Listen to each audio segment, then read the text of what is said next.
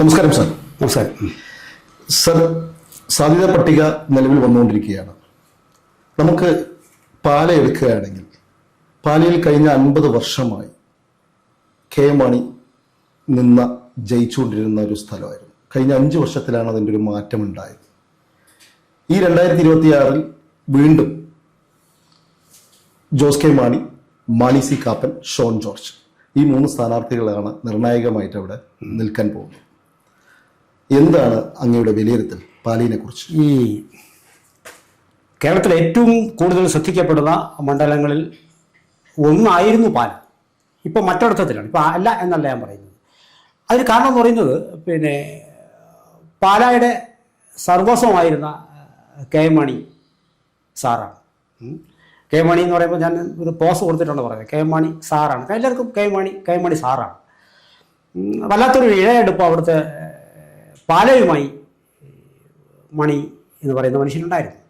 അതുകൊണ്ടാണ് കേരള കോൺഗ്രസ് എന്നുള്ള 1965 തൊട്ടടുത്ത തെരഞ്ഞെടുപ്പിലും കേരള കോൺഗ്രസ്സായി പാലായിൽ വിജയിക്കുന്നു.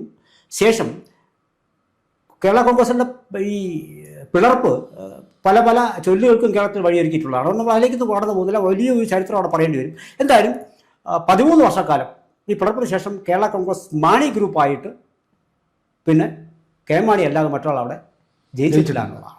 ഈ 13 വർഷവും അദ്ദേഹം വിജയിച്ചു കയറി. ഈ 13 വർഷവും അദ്ദേഹം ഉന്നതമായ സ്ഥാനങ്ങളിൽ മന്ത്രി പദവി കാര്യങ്ങളെല്ലാം അനുവദിച്ച് എല്ലാ ധനകാര്യമന്ത്രിമാരായിരുന്നു. ഏറ്റവും ഒടുവിൽ ബജറ്റ് അവതരിപ്പിക്കുന്നതിൻ്റെ വിഷയം കേരളം ഇപ്പോഴും മറന്നിട്ടില്ല. സാക്ഷാൽ ശിവൻകുട്ടിയുടെ പേരുള്ള ചീത്തപ്പേര് മുഴുവൻ ആ ബജറ്റ് അവതരണത്തോട് അനുബന്ധിച്ചിട്ടായിരുന്നു. പിന്നീട് അദ്ദേഹത്തിൻ്റെ മരണശേഷം കാര്യങ്ങളെല്ലാം പാലയിൽ മാറി മറിയുകയാണ് വാസ്തവത്തിൽ ചെയ്തത്. രാഷ്ട്രീയ സമവാക്യങ്ങൾ പോലും മാറി മറിഞ്ഞു. ആയിക്കോട്ടെ, ഈ ജോസ് കെ മാണി UDF വിട്ട് LDF വരികയും അദ്ദേഹത്തിന് ഒരു സ്ഥാനം LDF കൊടുക്കുകയും ചെയ്തു. പക്ഷേ ഇപ്പോൾ അദ്ദേഹം LDF സ്ഥാനാർത്ഥിയായിട്ട്, സ്വതന്ത്ര സ്ഥാനാർത്ഥിയായിട്ടും അല്ലെങ്കിൽ എന്താ പറയുക, കേരള കോൺഗ്രസിന്റെ സ്ഥാനാർത്ഥിയായിട്ട് അദ്ദേഹം മത്സരിക്കാൻ പോവുകയാണ്. സ്വാഭാവികമായിട്ടും അദ്ദേഹത്തിന് സാധ്യതാ ലിസ്റ്റിൽ അല്ലെങ്കിൽ സാധ്യതാ പട്ടിക സാർ എങ്ങനെയാണ് വിലയിരുത്തുന്നത്? അല്ല, ഇതിനകത്ത് ഒന്ന് ഇത് പറയണമെന്നുണ്ടെങ്കിൽ കഴിഞ്ഞ ചില തെരഞ്ഞെടുപ്പുകളിൽ കൂടി കടന്നു വന്നത് മാത്രമേ നമുക്കിത് പറയാൻ കഴിയുള്ളൂ എന്നുള്ളതാണ്. ഒന്ന്, ഈ ഒരിക്കലും ചെയ്തുകൂടാത്ത, ഞാൻ വ്യക്തിപരമായി അത് പറയുന്നതാണ്, പലപ്പോഴും ചില കാര്യങ്ങൾ നമുക്ക് ചെയ്തുകൂടാത്ത കാര്യങ്ങളുണ്ട് എന്ന് വിശ്വസിക്കുന്ന അതിൽ ഒരാളാണ് ഞാൻ. കാരണം ഈ ആരാണോ എത്ര പേരാണോ തൻ്റെ പിതാവിനെ ഇടതുപക്ഷക്കാർ ബുദ്ധിമുട്ടിച്ചത്, ആ ഇടതുപക്ഷത്തോടൊപ്പം ചേർന്ന് നിന്നുകൊണ്ട് കെ എം മാണിയുടെ മകൻ ഇപ്പോൾ മത്സരിക്കുന്നത് വാസ്തവത്തിൽ ഒരു അത്ഭുതകരമായ കാര്യമാണ്. അതാണല്ലോ രാഷ്ട്രീയം. അതാണ് രാഷ്ട്രീയം. ആ രാഷ്ട്രീയത്തിന് മറുപടിയാണ് ജനം അവിടെ നൽകിയത്. അത് ശരിയായിരുന്നു എന്ന് ജനത്തിന് തോന്നലുണ്ടാകുന്നില്ല. സാർ പറഞ്ഞ പോലെ തന്നെ ഞാനിവിടെ മാണി സാറിന് കൊടുക്കുന്ന ഒരു ജനപിന്തുണ ഒരിക്കലും സ്വന്തം മകന് അല്ലെങ്കിൽ ജോസ് കെ മാണിക്ക് ഇതുവരെയും കിട്ടിയിട്ടില്ല. കഴിഞ്ഞ തെരഞ്ഞെടുപ്പിലാണെങ്കിലും ശരി, ഇതുവരെയും അദ്ദേഹം ഒരു ഇലക്ഷനിലോ ജയിക്കുകയോ അല്ലെങ്കിൽ അത് മുന്നോട്ട് പോവുകയോ അദ്ദേഹത്തിന് പറ്റിയിട്ടില്ല. സ്വാഭാവികമായിട്ടും അങ്ങ് പറഞ്ഞൊരു കാര്യം കറക്റ്റ് തന്നെയാണ്. അതായത് അദ്ദേഹത്തിന് മാണി സാറിന് കൊടുത്ത പിന്തുണ, അത് ഈ പറഞ്ഞ പോലെ UDF അല്ലെങ്കിൽ LDF എത്രത്തോളം അദ്ദേഹത്തെ വേദനിപ്പിച്ചിട്ടുണ്ടോ, ആ വേദനയ്ക്കെല്ലാം മറുപടിയായിട്ട് അദ്ദേഹം നേരെ ആര് പിന്നിൽ നിന്ന് കുത്തിയോ അവരുടെ അടുത്ത് തന്നെ വന്ന് ചേരുകയും അവരോടൊപ്പം നിൽക്കുകയും ചെയ്തപ്പോൾ ജനങ്ങൾ കുത്തി എന്നുള്ളതാണ് അങ്ങ് പറയുന്നത്. സ്വാഭാവികമായിട്ടും അത് ശരി തന്നെയാണ്. അത് 100% ശരിയായതുകൊണ്ട് തന്നെയാണ് അദ്ദേഹത്തിന് അതിൻ്റെതായിട്ടുള്ള തോൽവികൾ അനുഭവിക്കേണ്ടി വന്നത്. ഞാൻ ചോദിക്കുന്നത്, ഇപ്രാവശ്യം അതിൽ നിന്നൊക്കെ പിന്മാറിക്കൊണ്ട് സാധ്യതാ ലിസ്റ്റിൽ വരാൻ സാധ്യതയുണ്ടോ? കാരണം ഇപ്രാവശ്യം പാല എടുത്തു പറയുന്ന ഒരു മണ്ഡലമാണ്. കാരണം എന്ന് പറഞ്ഞാൽ ശ്രദ്ധാകേന്ദ്രമാണ്. അതിൽ നിൽക്കുന്നത് നമ്മൾക്കെല്ലാവർക്കും അറിയാവുന്ന നമ്മളുടെ ഷോൺ ജോർജ്, BJP സ്ഥാനാർത്ഥിയായിട്ട് ഷോൺ ജോർജാണ്. അത് PC ജോർജിന്റെ മകനാണ് അദ്ദേഹം.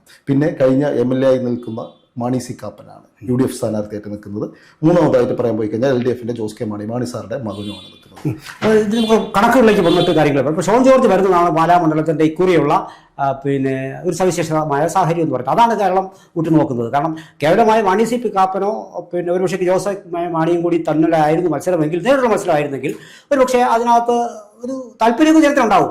കൂട്ടത്തിൽ അവിടെ ഒരു ത്രികോണ മത്സരം എന്ന പ്രീതി ജനിപ്പിക്കുന്ന വിധത്തിൽ ഷോൺ ജോർജ് എന്തെങ്കിലും ചെയ്യാൻ കഴിയുമോ എന്നുള്ളതാണ്. അങ്ങനെ ചെയ്യാൻ കഴിയുമെന്ന് എന്തെങ്കിലും സാധ്യത ഉണ്ടെങ്കിൽ അത് നമുക്ക് 2016 2021 നിയമസഭാ തെരഞ്ഞെടുപ്പുള്ള കണക്കുകൾ വെച്ചുകൊണ്ട് മാത്രമേ ഷോൺ ജോർജിൻ്റെ സാധ്യതയെക്കുറിച്ചും മാണി ജോസ് കെ മാണിയുടെ സാധ്യതയെ കുറിച്ച് നമുക്ക് സംസാരിക്കാൻ അല്ല, ഷോൺ ജോർജിന്റെ സാധ്യത നമുക്കിപ്പോൾ BJPക്ക് വലിയൊരു മാറ്റമാണ് ഉണ്ടായിക്കൊണ്ടിരിക്കുന്നത്. സ്വാഭാവികമായിട്ടും അങ്ങനെ ഒരു മാറ്റം ഉണ്ടായിരിക്കുന്ന ഇടയിൽ, അങ്ങനെ വലിയൊരു മാറ്റം ഉണ്ടാകുന്നതിന്റെ ഇടയിൽ നമുക്ക് കഴിഞ്ഞ 2 തെരഞ്ഞെടുപ്പിന്റെ കണക്കുകൾ എടുത്ത് പറയേണ്ട ആവശ്യമുണ്ടോ ഇവിടെ?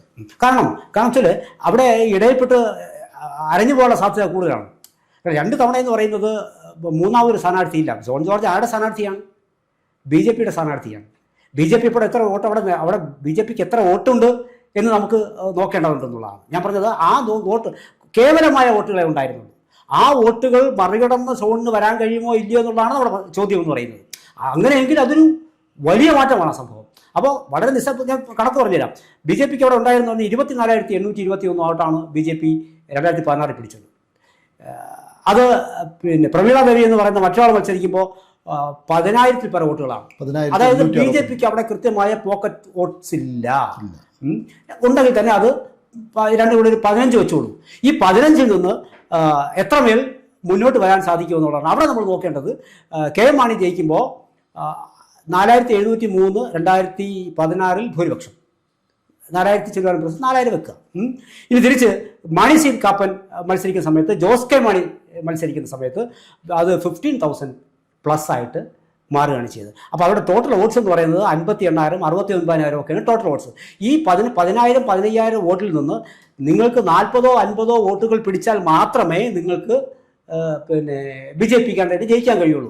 അതായത് ഞാൻ പറഞ്ഞത് ഏതാണ്ട് ടോട്ടൽ പോൾഡ് വോട്ട്സിൻ്റെ 42%, 50% വോട്ടുകൾ 16-ലും 21-ലുമായി 2 സ്ഥാനാർത്ഥികൾ പിടിച്ചു കഴിഞ്ഞിരിക്കുന്നു. ഒരിക്കലത് കെ മാണിയായിരുന്നു, മരണശേഷം മാണി സി കാപ്പനാണ്. അപ്പോൾ ഇത്രയും ശതമാനത്തിലേക്ക് വോട്ടുകൾക്ക് BJP, അതുകൊണ്ടാണ് പറയുന്നത് BJP ഒരു ചെറിയൊരു ഹൈപ്പിന് വേണ്ടിയാണെന്നാണ് ഞാനത് പറയുന്നത്. പിന്നെ ഇദ്ദേഹം പിടിക്കുന്ന വോട്ടുകൾ ഇപ്പോൾ ഈ കേരള കോൺഗ്രസിനകത്ത് ഇപ്പോൾ ജോസ് കെ മാണിക്ക് ഈ സീറ്റ് കൊടുക്കുന്നതുമായി ബന്ധപ്പെട്ട് പോലും വലിയ വിഷയങ്ങൾ അതിനകത്ത് നിലനിന്നിരുന്നു. സ്വാഭാവികമായിട്ടും അത്തരം കാര്യങ്ങളും ഇലക്ഷന് സ്വാധീനിച്ചേക്കും. അപ്പോൾ അങ്ങനെ ഒരു സാഹചര്യത്തിൽ അതിനിടയിൽ കൂടി നമ്മൾ സാധാരണ പറയാറുണ്ട്, പാലയിൽ പിന്നെ ഒരു ആൾ ജയിക്കണമെങ്കിൽ പള്ളിയും പാർട്ടിയും കുടുംബവും ഒക്കെ ഇടപെടണം എന്ന് പറയും. അപ്പോൾ അത് സത്യസന്ധമായ കാര്യം തന്നെയാണ്. പള്ളിയും ഇടപെടണം, പാർട്ടി ഇടപെടണം, പിന്നെ കുടുംബം ഇടപെടണം. ആ കുടുംബത്തിൻ്റെ ഇടപെടലാണ് നമ്മളിപ്പോൾ മുനിസിപ്പാലിറ്റി തെരഞ്ഞെടുപ്പിൽ നമ്മൾ കണ്ടത്. അതായത് അങ്ങ് പറഞ്ഞ പോലെ മുനിസിപ്പാലിറ്റി തെരഞ്ഞെടുപ്പ് പറഞ്ഞ തദ്ദേശ തെരഞ്ഞെടുപ്പിൽ പുളിക്കക്കണ്ടം ഫാമിലിയാണ് അവിടെ ഇപ്പോൾ മുനിസിപ്പാലിറ്റി ഭരിക്കുന്നത്. അത് പുളിക്കക്കണ്ടം ഫാമിലിയിലെ ദിയ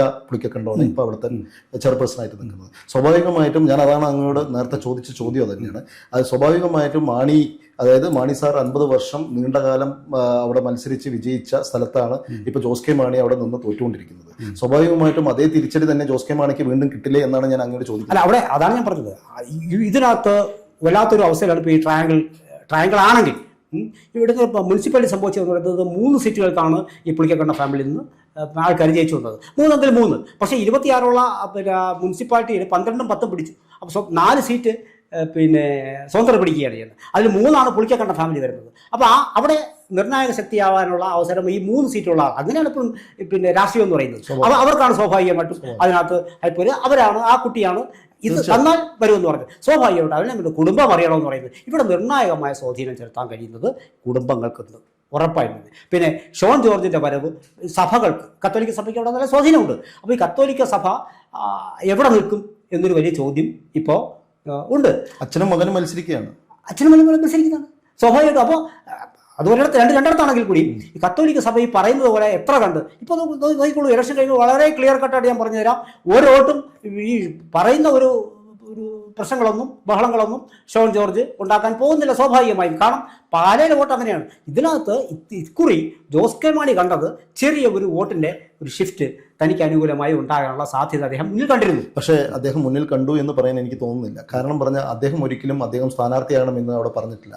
അവിടെ ഉണ്ടായ സംഭവം നമുക്ക് എല്ലാവർക്കും അറിയാം. മൈക്ക് പിടിച്ചു വാങ്ങി വേറൊരു വ്യക്തിയാണ് അദ്ദേഹത്തിന് സ്ഥാനാർത്ഥിത്വം നിർണ്ണയിക്കുന്നത്. അദ്ദേഹം ഇപ്പോൾ ഈ രണ്ടിലയിൽ തണ്ട് കേടുണ്ടോ എന്ന് പറയുന്ന പോലെയാണ് അദ്ദേഹത്തിന്റെ അവസ്ഥ. അതായത് 2 ഇലയിൽ തണ്ട് കേടുണ്ടോ അല്ലെങ്കിൽ 2 ഇല പിളർമോ എന്ന് വേണമെങ്കിൽ വരെ ഇപ്പോൾ അഗസ്റ്റിന്റെ കാര്യത്തിൽ നമുക്ക് തീരുമാനിക്കേണ്ട ഒരു അവസ്ഥയാണ് പോയിക്കൊണ്ടിരിക്കുന്നത്. സ്വാഭാവികമായിട്ടും അതാണ് ഞാൻ അങ്ങോട്ട് ചോദിക്കുന്നത്, സാറോട് ചോദിച്ച ചോദ്യം അതാണ്. ഈ ജോസ് കെ മാണിക്ക് സാധ്യതയുണ്ടോ ഇല്ലെന്ന്. കാരണം പറഞ്ഞാൽ ഈ ജോസ് കെ മാണി ഒരിക്കലും ഞാൻ സ്ഥാനാർത്ഥിയാകണം പറഞ്ഞ ഇതായിട്ടില്ല. ഇനി ഇത് നാടകീയമാണോ? ആ സ്ഥാനാർത്ഥിത്വം നാടകീയമായി അവിടെ നടന്നതാണോ? ഒരു കാര്യം മനസ്സിലാക്കേണ്ടത്, നിങ്ങൾക്കൊരിക്കലും ഒരു പാർട്ടി ചെയർമാൻ പ്രഖ്യാപിക്കേണ്ടുന്ന കാര്യം സ്നേഹത്തിന്റെ പേരിൽ മറ്റൊരാൾക്ക് പ്രഖ്യാപിക്കാൻ കഴിയില്ല. സ്നേഹത്തിന്റെ പേരിലല്ല, അവിടെ മൈക്ക് വാങ്ങി പിടിച്ച് പ്രഖ്യാപിക്കാൻ. അല്ല, അത് തന്നെയാണ്. അപ്പൊ അതൊരിക്കലും സാധ്യമല്ല, അത് ശരിയല്ല. അപ്പൊ അത് മുൻകൂട്ടി പ്രഖ്യാപിപ്പോൾ ഈവൻ രാജീവ് ചന്ദ്രശേഖരൻ തന്നെ നിയമത്തെ സ്ഥാനാർത്ഥം പ്രഖ്യാപിച്ചത് അത് ശരിയായ നടപടിക്രമമായിരുന്നില്ല. അങ്ങനെ അത് ചെയ്തുകൂടാത്ത കാര്യമാണ്. അതിന് ജോസ് കെ മാണിയുടെ പാർട്ടിയിലാണെങ്കിൽ ശരി, BJP എന്ന് പറയുന്നത് നാഷണൽ പാർട്ടിയിലായാലും ശരി, അത് ചെയ്തുകൂടാത്ത കാര്യം. അപ്പോൾ അങ്ങനെ ചെയ്തിട്ടുണ്ടെങ്കിൽ അതിനകത്ത് അതൊരു പാരയല്ലെന്ന് പറയാൻ പറ്റൂ? അതൊരിക്കലും പറയാൻ കഴിയില്ല. അതൊരു പാരയല്ല എന്നൊരിക്കലും പറയാൻ പറ്റില്ല. ജോസ് കെ മാണിക്ക് ഉറപ്പ് തന്നെയാണ്, ജോസ് കെ മാണിക്ക് പാലാ സീറ്റ് വേണമെന്ന് ആഗ്രഹമുണ്ട്, തർക്കമൊന്നും വേണ്ട. അതിനുവേണ്ടിയുള്ള ചരട് വരികൾ അദ്ദേഹം നടത്തിയിട്ടുണ്ടാകും. ഒരുപക്ഷെ സഭയെ സ്വാധീനിച്ചിട്ടുണ്ടാവും. തനിക്കെതിരായി പാർട്ടിയിൽ മറ്റൊരാൾ വളർന്നു വരുന്നു എന്നുള്ള ബോധ്യം അദ്ദേഹത്തെ വളരെ കൃത്യമായി, അദ്ദേഹം ഒന്നുമില്ലെങ്കിൽ കെ മാണിയുടെ മകനല്ലേ, അദ്ദേഹത്തിന് അറിയാം മറ്റൊരാൾ കൂടെ നിൽക്കുന്ന ഈക്വലി കോമ്പറ്റീറ്റീവ് മറ്റൊരാൾ കൂടെ നിൽക്കുന്നത്. അപ്പോൾ അദ്ദേഹത്തെ എപ്പോഴും വേണം. കേരള കോൺഗ്രസിന്റെ ചരിത്രം അതാണ്. അങ്ങനെയുള്ള ആളാണ് ഈ പാർട്ടിയെ പ്രവർത്തിക്കൊണ്ട് പോയ ചരിത്രമാണ് ഈ പാർട്ടിക്കുള്ളത്. കേരളത്തിൽ പറഞ്ഞാൽ തീരാത്ത തരത്തിലുള്ള ചരിത്രം ഒന്ന് ഗൂഗിളിൽ സെർച്ച് ചെയ്ത് നോക്കി അറിയാം. ഇതിങ്ങനെ നീണ്ടു കിടക്കുകയാണ്. അപ്പോൾ പെരിയാർ പോലെ ഇങ്ങനെ കിടക്കുന്നത്. അപ്പോൾ സ്വാഭാവികമായിട്ടും അത് കെ മാണിക്ക് ഇന്നല്ലെങ്കിൽ ഒരു പ്രത്യേക ഘട്ടം കഴിയുമ്പോൾ തനിക്കെതിരെ പാർട്ടിയിൽ ഒരാളുണ്ടാകുന്നു, അദ്ദേഹം പാർട്ടിയെ രണ്ടായിക്ക് പ്രവർത്തിക്കൊണ്ട് പോകുന്നു ഒക്കെ അറിയും. സ്വാഭാവികമായി ഇതുമൊക്കെ ഒരു അടിസ്ഥാനത്തിൽ ഇദ്ദേഹത്തിന് പിന്നെ LDFന്റെ ഈ ഇപ്പം പറയുന്ന സോക്കോൾഡ് പ്രശ്നങ്ങളുണ്ട്. ഇടയ്ക്ക് അദ്ദേഹം പോകാൻ തീരുമാനിച്ചിരുന്നു എന്നുള്ള കാര്യം ചർച്ചകളും വളരെ വാർത്തകളും നിറഞ്ഞൊരു സാഹചര്യമാണ്. എന്തുകൊണ്ടോ എന്നുള്ള ചില കാലം കൊണ്ട് അദ്ദേഹം പോയില്ല. നാളെ അദ്ദേഹം പൊയ്ക്കൂടായികയില്ല. സ്വാഭാവികമായും നാളെ UDFിലേക്ക് ഒരു വഴി തുറന്നു കിട്ടണമെങ്കിൽ അദ്ദേഹത്തിന് ഇവിടെ ജയിക്കണം. അദ്ദേഹത്തിന് ആഗ്രഹമുണ്ട്. ആഗ്രഹത്തെ സീറ്റൊന്നുമല്ല, ആഗ്രഹമുണ്ട്. ആ ആഗ്രഹമുള്ള സ്ഥിതിക്ക് അദ്ദേഹം ഉറപ്പായും തന്നെ സഭാ നേതൃത്വവുമായി വളരെ ഗൗരവത്തോടുകൂടി കാര്യങ്ങൾ ചർച്ച ചെയ്തിട്ടുണ്ടാവും. അത് എത്രത്തോളം വിജയിക്കുമെന്ന് മാത്രമാണ് നോക്കണം. ഒരിക്കലും ഒരു മണ്ഡലത്തിലെ വിജയത്തെ നമുക്ക് മനുഷ്യന്റെ മനസ്സിലേക്ക് കയറി ചെകഞ്ഞെടുത്ത് അതിനെ വോട്ടാക്കി മാറ്റുന്ന കാര്യം കഴിയില്ല.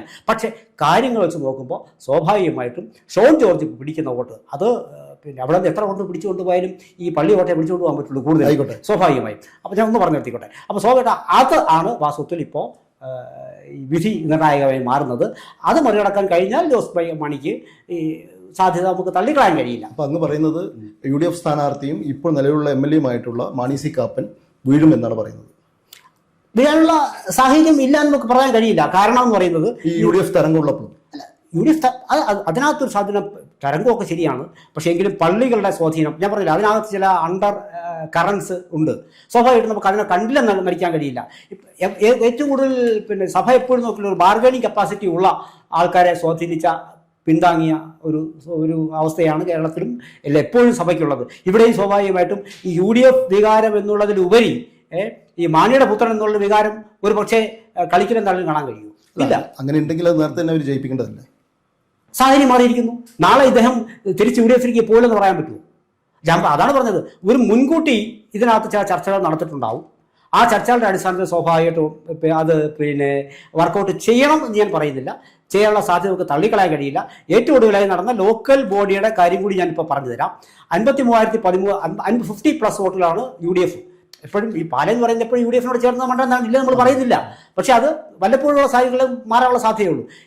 അതിനകത്ത് പാലയിൽ 53 പിടിക്കുമ്പോൾ LDF 54,831 വോട്ടുകളാണ് പിടിച്ചിരിക്കുന്നത്. അത് ശ്രദ്ധിക്കണം. BJP 21 വോട്ട്, നേരത്തെ പറഞ്ഞ 15 ഒക്കെ 21 മാറിയിരിക്കട്ടെ. അപ്പോൾ ഈ തെരഞ്ഞെടുപ്പിൽ ലോക്കലിൽ വന്നിട്ട് 53+ അവർ പിടിക്കുന്നു. UDF 54 ആര് പിടിക്കുന്നു? LDF പിടിക്കുന്നു. സ്ലൈറ്റ് എഡ്ജാണെന്നിരിക്കട്ടെ, സൈറ്റ് എഡ്ജാണെങ്കിലും എഡ്ജ് തന്നെയാണ്. സ്വാഭാവികമായിട്ടും അതിനകത്ത് കുറച്ചുകൂടി ഒരു മാറ്റം ഞാൻ കാണുന്നു പാലയിൽ. കാരണം ഈ വോട്ട് UDFിനോട് ചേർന്ന് ചേർക്കുന്നതാണ്, ഒരു തർക്കവും വേണ്ട. പക്ഷെ അതിലുപരിയായി ചിലപ്പോൾ ചില ബന്ധങ്ങൾ, അതാണ് നേരത്തെ വ്യക്തമായി തന്നെയാണ് ഞാൻ പറഞ്ഞത്. ഈ 3 കോമ്പിനേഷനോടെ വരണം, പാർട്ടിയും കുടുംബവും പള്ളിയും.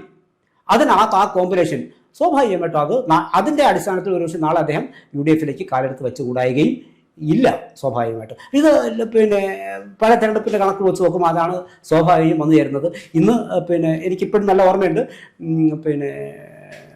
ഈ കെ മാണിയെ അദ്ദേഹം ഇടതുപക്ഷ മുന്നണി വിട്ടിട്ട് പണ്ട് 90കളുടെ തുടക്കത്തിലെങ്ങാനാണ് ഈ മാരിവിനിൽ തേങ്ങലെ നീ മാഞ്ഞു പോവുകയോ മാണി പോവുകയോ എന്ന് നയനാർ പാടിയെന്ന് പറഞ്ഞിട്ടൊരു അത് ഈ മോണോക്ട് മെമ്മറി ആൾക്കാരൊക്കെ പറഞ്ഞിരുന്ന കാലം എനിക്ക് ഓർമ്മയുണ്ട്. കാരണം ഇതിപ്പോൾ നേരെ വിരട്ടി വിളിക്കുമ്പോൾ ഇവർ അങ്ങോട്ട് പോകുമ്പോൾ ഇങ്ങോട്ട് പോകുമെന്ന് അറിയാൻ കഴിയില്ല. ഇതിനകത്ത് വ്യക്തമായൊരു സഭാ നേതൃത്വത്തിൻ്റെ ഇടപെടൽ ഞാൻ കാണുന്നു.